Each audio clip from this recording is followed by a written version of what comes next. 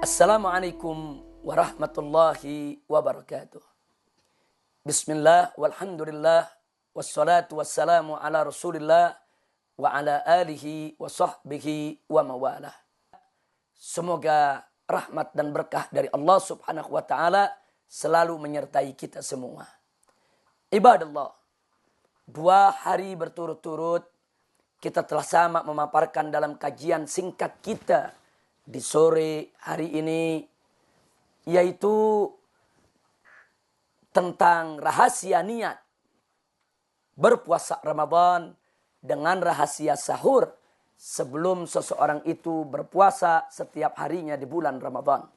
Kali ini kita akan bersama-sama mengkaji tentang rahasia iftar. Dalam satu hadis yang diriwayatkan yaitu oleh Ibn Majah dan Al-Imam Ahmad rahimahumallahu ta'ala wa ardahuma, di mana Nabi pernah bersabda alaihi salatu wassalam, la yazalun nas bi khairin ma'ajjalul iftar. Yang artinya bahwa umat manusia, yaitu umat Islam yang dimaksud di sini, akan tetap selalu berada dalam kebaikan selama mereka menyegerakan berbuka puasa. Jadi melalui hadis ini ada anjuran dari Nabi alaihi salatu wassalam agar kita tidak menunda-nunda berbuka puasa kita. Manakala sudah masuk waktu maghrib, segeralah kita berbuka puasa tanpa penundaan.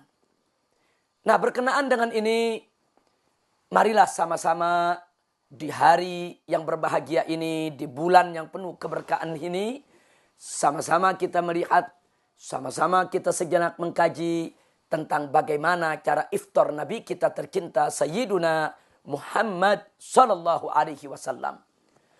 Dengan singkat bisa kita sampaikan di sini bahwa cara iftar Nabi alaihi salatu wassalam, yang pertama, beliau selalu menyegerakan berbuka tanpa pernah ditunda. Dan yang kedua, beliau selalu berbuka dengan tanpa meninggalkan basmalah dan doa sebagaimana beliau ajarkan kepada umatnya. Bismillahirrahmanirrahim. Allahumma laka sumtu wa bika amantu wa ala rizkika aftartu. Luar biasa. Nabi selalu membaca doa tersebut ketika beliau berbuka puasa, dan doa itulah yang diajarkan kepada segenap umatnya. Itu yang kedua. Dan yang ketiga, Nabi alaihi salatu wassalam selalu mengawali buka puasanya dengan memakan kurma dan meneguk air putih. Ini menarik. Ini menarik. Bahwa yang ketiga, Nabi tidak pernah meninggalkan. Setiap berbuka selalu dengan kurma dan selalu dengan air putih. Dan yang keempat, setelah Nabi memakan kurmanya dan meminum air putihnya, beliau langsung melaksanakan sholat maghrib berikut dengan zikirnya. Baru setelah usai beliau melaksanakan sholat maghrib dan zikirnya, barulah beliau makan makanan yang berat. Seperti makan roti yang terbuat dari gandum, seperti makan daging, dan lain sebagainya. Nah, inilah cara daripada iftar Nabi kita Muhammad sallallahu alaihi wasallam. Sekarang pertanyaannya, ada apa rahasia di balik iftarnya Nabi alaihi salatu wassalam? Mari sama-sama kita lihat. Yang pertama, kenapa Nabi alaihi salatu wassalam menyegerakan berbuka? Ada apa dengan buka yang disegerakan tanpa ditunda? Tentu kita tahu bahwa setelah seharian penuh kita berpuasa, berarti seharian penuh itu lambung kita tidak bekerja. Lambung kita kosong. Tidak menerima makanan, tidak menerima minuman seharian. Sehingga begitu datang waktu berbuka, tidak layak lagi untuk kita memperpanjang, yaitu lambung yang kosong, memperpanjang lambung yang tidak bekerja, memperpanjang rasa lapar dan haus kita. Kenapa? Sebab itu berbahaya bagi kesehatan organ pencernaan. Jadi cukup sudah seharian berpuasa, langsung kita berbuka pada saat telah datangnya waktu maghrib. Kemudian yang kedua, kenapa di dalam berbuka puasa Nabi membaca basmalah dan membaca doa? Tentu sama kita maklumi Yaitu tidak lain dan tidak bukan karena di dalam basmalah, di dalam doa ada keberkahan yang tersimpan dari Allah Subhanahu wa taala. Bukankah Nabi pernah menyatakan dalam satu hadis, kullu amrin dibalin lam yubda'u fihi bi bismillahirrahmanirrahim fahuwa aqta. Setiap urusan yang memiliki arti, jika tidak dimulai dengan bismillahirrahmanirrahim, maka dia terputus daripada keberkahan. Nah, maka itu kenapa Nabi memulai dengan basmalah dan doa? Untuk mendapatkan keberkahan dari Allah Subhanahu wa taala. Yang ketiga, lalu ada apa dengan kurma? Kenapa berbuka puasa ini dianjurkan untuk memulainya dengan kurma dan air putih? Kurma mengandung glukosa yang sangat tinggi. Sementara lambung kita setelah seharian berpuasa tidak mendapatkan suplai makanan maupun minuman, itu terjadi pengerutan. Bahkan jalan-jalan darah kita mulai tidak lancar. Nah, ketika itu manakala perut itu ingin kembali dinormalkan, ketika perut itu ingin disuplai makan makanan yang berat, maka lambung tadi tidak boleh dikagetkan dengan makanan yang berat. Untuk itu dirangsang terlebih dahulu. Bagaimana cara merangsangnya? Dengan memakan kurma. Karena glukosa yang dikandung kurma itu akan merangsang lambung untuk kembali normal agar siap untuk mencerna makanan. Bukan di situ saja, didorong dengan air putih. Ada apa dengan air putih? Air putih untuk mempercepat sirkulasi daripada glukosa tersebut di dalam tubuh dan di dalam darah.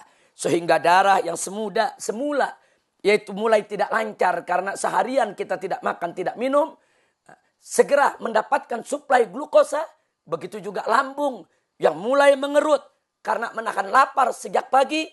Maka begitu mendapat suplai glukosa tadi, dia mulai kembali secara perlahan, yaitu menjadi normal, hilang kerutannya, darah juga mulai terbuka, sehingga siap untuk mendapatkan suplai makanan yang berat. Subhanallah. Jadi kenapa Nabi makan korma terlebih dahulu? Ternyata di dalam korma ada glukosa yang bisa menormalkan kembali daripada lambung, begitu juga melancarkan jalan darah. Kenapa harus didorong dengan air putih? Untuk mempercepat sirkulasi, yaitu glukosa tadi di dalam tubuh maupun di dalam darah seseorang. Lalu kenapa setelah itu Nabi tidak langsung memakan makanan yang berat? Di sini yang perlu kita catat. Setelah lambung tadi mendapatkan suplai glukosa yang dikandung oleh kurma, setelah air putih membantu percepatan sirkulasi, maka lambung dan seluruh jaringan tubuh kita membutuhkan beberapa saat agar kembali menjadi normal lagi. Ya, membutuhkan beberapa menit waktu, membutuhkan beberapa waktu jeda agar dia bisa menormalkan, yaitu kondisinya kembali di dalam menerima suplai makanan yang berat. Nah, karena itulah Nabi melaksanakan sholat maghrib. Dengan beliau melakukan sholat maghrib, beliau berzikir. Itu waktu bisa 5-10 menit. Nah, itu bisa digunakan untuk melaksanakan sholat dengan zikirnya. Dalam waktu 10 menit, maka sirkulasi yang terjadi di dalam tubuh, glukos yang disuplai oleh korma tadi, itu akan kembali menormalkan jaringan tubuh kita untuk siap menerima suplai makanan berat. Ditambah lagi, sholat itu ada gerakan-gerakan. Ada berdiri, ada ruku, ada i'tidal, ada sujud, ada duduk. Yang gerakan-gerakan ini makin membantu sirkulasi glukosa tersebut agar lebih cepat memulihkan daripada lambung maupun organ-organ pencernaan yang lainnya. Subhanallah. Pantas Nabi sholat maghrib dulu. Pantas Nabi zikir dulu. Pantas sebelumnya Nabi makan kurma dulu. Didorong dengan air putih dulu. Setelah Nabi selesai melakukan sholat dan zikirnya, barulah beliau memakan makanan yang berat. Biasanya beliau memakan roti yang terbuat dari gandum. Ditambah dengan dagingnya. Ini semua makanan keras. Seperti kita di Indonesia memakan nasi. Kemudian dengan lauk pauknya. Ini semua makanan keras. Jangan langsung kita memakan makanan yang keras ketika kita berbuka puasa. Beri kesempatan kepada lambung untuk menyesuaikan diri. Beri kesempatan kepada organ pencernaan untuk mempersiapkan diri di dalam menerima daripada suplai makanan berat. Caranya, ikuti cara berbuka Nabi kita Muhammad SAW. 1, segerakan berbuka. 2, baca basmalah dan doa. 3, jangan lupa makan korma dan minum air putihnya. 4, setelah itu sholat maghrib dan zikirnya.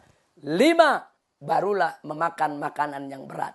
Insya Allah, kalau kita lakukan puasa dengan cara Nabi alaihi salatu wassalam, bukan hanya kita mendapatkan pahala, akan tetapi lebih daripada itu, kita mendapatkan keberkahan dan kesehatan kita bisa terjaga.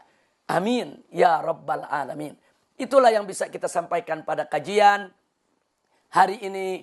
Mudah-mudahan bermanfaat untuk kita semua. Mudah-mudahan ini bisa memotivasi kita agar kita mengikuti cara buka Nabi kita tercinta Sayyiduna Muhammad sallallahu alaihi wa alihi wa sahbihi wasallam.